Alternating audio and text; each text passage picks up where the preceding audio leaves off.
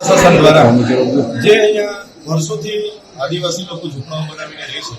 એમના ઝૂંપડાઓ તોડવાનું કામ કર્યું છે. ત્યારે અગાઉથી આપણે કોઈ પણ પ્રકારની નોટિસ કે કોઈ પણ પ્રકારની વૈકલ્પિક વ્યવસ્થા કર્યા વગર આ ચોમાસાના દિવસો ઉપર આવેલા છે અને ત્યારે ઝૂંપડાનું તોડવાનું કામ એમણે ચાલુ કર્યું છે. ત્યારે આજે અમે કલેક્ટર શ્રીને એક આવેદનપત્ર પાઠવવા અને બધા વતી રજૂઆત કરવા માટે આવ્યા છે કે જ્યાં સુધી આ લોકોની વૈકલ્પિક વ્યવસ્થા ન થાય ત્યાં સુધી આ લોકોને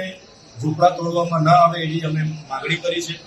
અને નિવાસી કલેક્ટર સાહેબે કીધું કે રન બસેરા અમે એક ઊભું કર્યું છે, પણ રન બસેરામાં માત્ર 200 કે 250 લોકો જ આવે એવા છે અને જુવાન બહેનો પણ છે, નાના નાના ભૂલકાઓ પણ છે અને 3500 જેવા લોકોના ઝૂંપડા જ્યારે તૂટે છે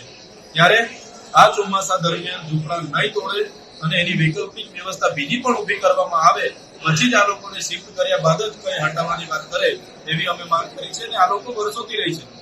કોઈને નડતા પણ નથી અને વર્ષોથી અહીં રહીને પોતાના પરિવારનું જીવન નિર્વાહ કરે છે. ત્યારે પ્રશાસન દ્વારા એમને કોઈ પણ પ્રકારની હેરાનગતિ કરવામાં નહીં આવે એવી રજૂઆત કરવા માટે અમે આજે કલેક્ટર કચેરી ખાતે આવ્યા છીએ.